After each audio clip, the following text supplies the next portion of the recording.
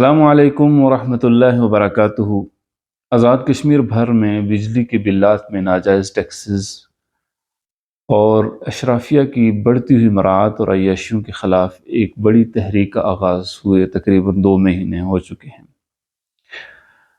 اور اس تحریک کو مختلف جگہوں پر اور مختلف مراحل پر ہائی جیک کرنے کی ہمیشہ کوشش کی گئی، اور یہ کہ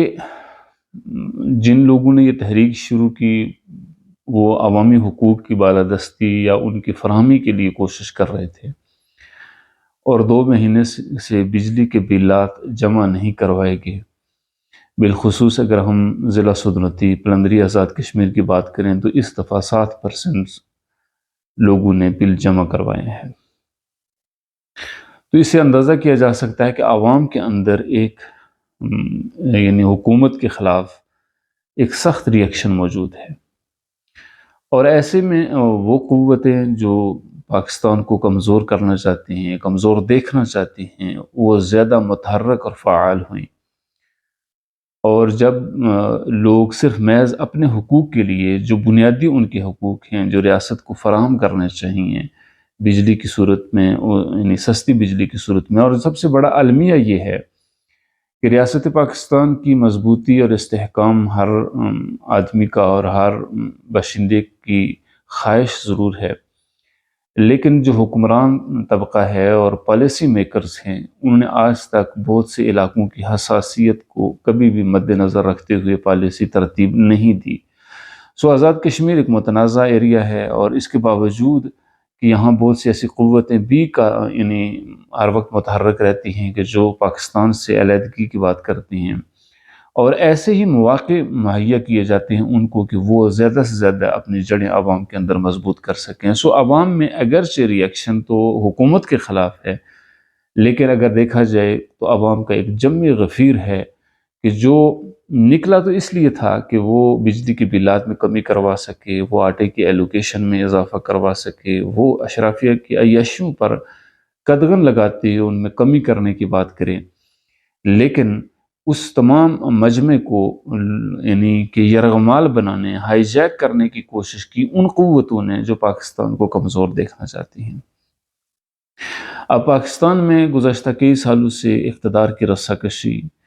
اسٹیبلشمنٹ کی مداخلت اور ایک کمزور حکومتی پالیسیوں کے باعث معاشی طور پر کنگال ہونے کے قریب پہنچنے والا پاکستان آزاد کشمیر کے لوگوں کو کتنا ریلیف دے سکتا ہے، اور یہ ریلیف کشمیری عوام کی بقول ایسا نہیں کہ وہ بھیک میں مانگ رہے ہیں۔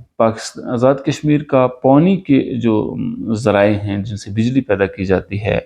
ان سے آنے والی آمدن کہاں جاتی ہے،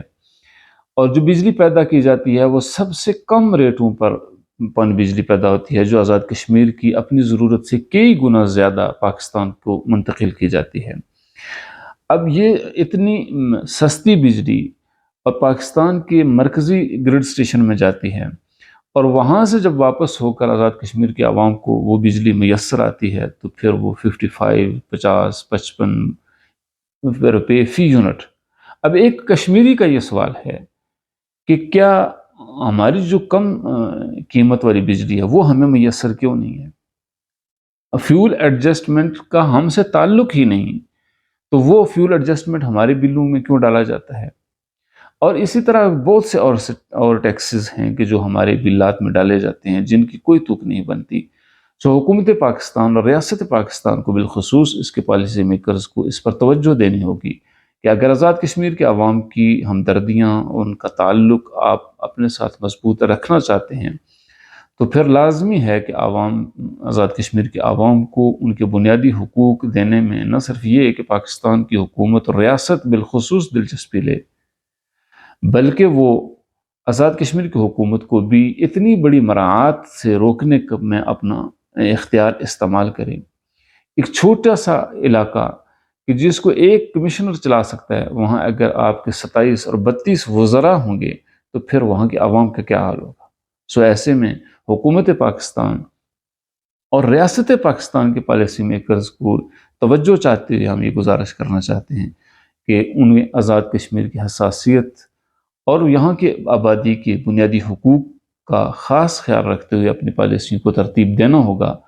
ورنہ وہ دن نہ ہم دیکھ سکیں یا ہماری نسلیں وہ دن نہ دیکھ سکیں کہ جب پاکستان کے حوالے سے آزاد کشمیر کی فضا خراب ہو رہی ہو۔